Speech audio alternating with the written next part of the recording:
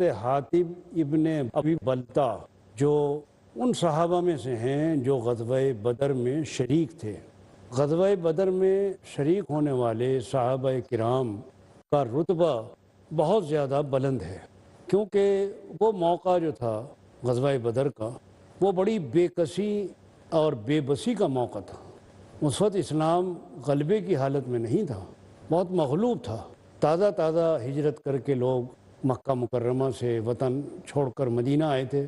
مدینہ میں ابھی ان کے قدم پوری طرح جمنے بھی نہیں پائے تھے، معاشی اعتبار سے بھی وہ پریشان تھے، اور افرادی قوت بھی ان کے پاس بہت کم تھی کہ ان کی مخالفت ہر طرف سے چاروں طرف سے ہو رہی تھی، اور مدینہ کی زمین ان کے لیے تنگ کرنے کی کوشش کی جا رہی تھی۔ ان سنگین حالات میں سن 2 ہجری میں غزوہ بدر پیش آیا، اور اللہ تبارک و تعالیٰ کی طرف سے کچھ ایسی صورتیں پیش آئیں کہ ابو سفیان جو تجارتی قافلہ لے کر شام سے مکے کی طرف آ رہے تھے، وہ قافلہ اپنا بچا کر لے گئے، اور مکے جا کر انہوں نے اعلان کر دیا، راستے میں انہوں نے پیغام بھیج دیا کہ قافلہ خطرے میں ہے۔ ادھر سے پوری تیاری کے ساتھ لشکر جرار 1000 آدمیوں کو پوری طرح اسلحہ سے لیس ہو کر 16 رمضان کو پہنچ گیا میدان بدر میں۔ ادھر سے مسلمان بہت تھوڑی تعداد میں سے 313 کی تعداد آتی ہے۔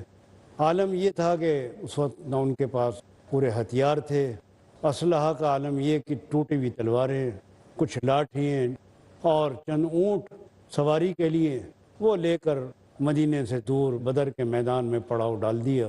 جتنی بھی طاقت اس وقت میسر تھی وہ سب اللہ کے رسول صلی اللہ علیہ وسلم لے کر آ گئے۔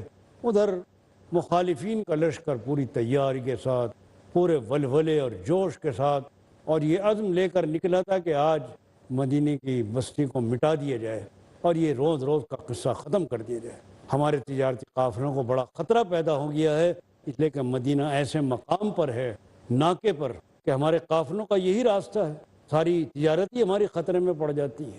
اس لیے ان کے اندر یہ جوش و خروش تھا، ہر گھر مکے کا اس میں حصہ لے رہا تھا۔ بہرحال یہ حالات تھے، مشکل حالات میں جن لوگوں نے آگے بڑھ کر اپنی جانوں کا نذرانہ پیش کیا ہے، ان کے مراتب کی بلندی میں کوئی شک نہیں ہے۔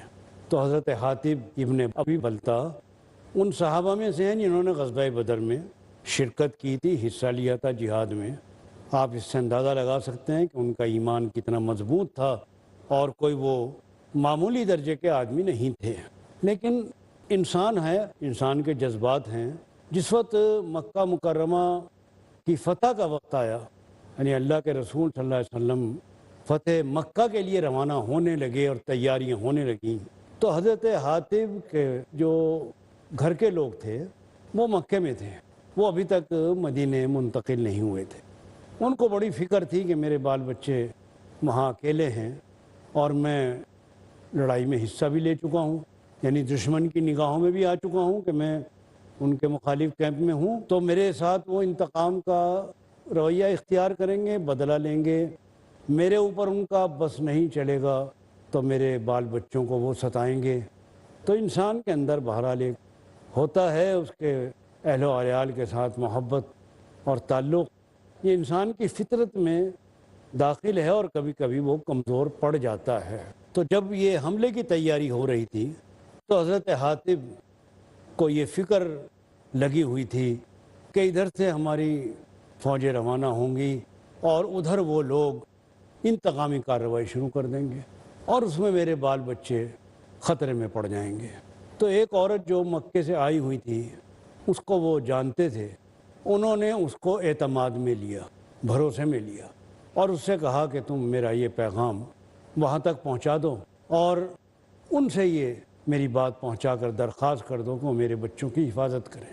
وہ خط انہوں نے لکھا اور خفیہ طریقے سے اس عورت کے ساتھ وہ خط روانہ کر دیا۔